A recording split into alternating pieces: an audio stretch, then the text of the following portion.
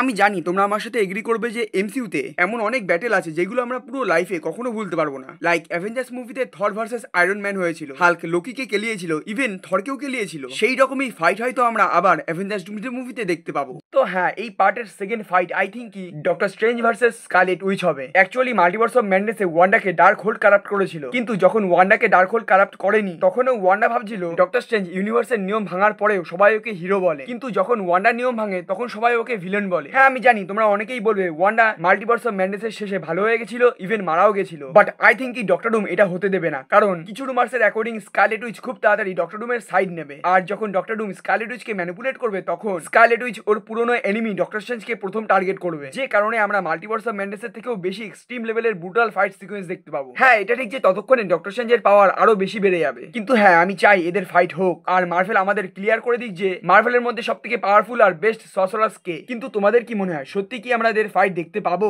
আর যদি দেখতে পাই তাহলে এই ফাইটের রেজাল্ট কি হবে? যাই হোক গুলো, আজকের পার্ট 2 এইটুকুই। পার্ট 1 দেখতে হলে অবশ্যই আমার আগের ভিডিও দেখে নিও, যেখানে আমি স্পাইডারম্যান ভার্সেস ভেনমের ফাইট ডিসকাস করেছি। আর হ্যাঁ, ভিডিও পছন্দ হোক না হোক লাইক শেয়ার আর সাবস্ক্রাইব করে নিও, কারণ গলা ভাঙা সত্ত্বেও আমি এত কষ্ট করে ভিডিও বানাচ্ছি তোমাদের জন্য।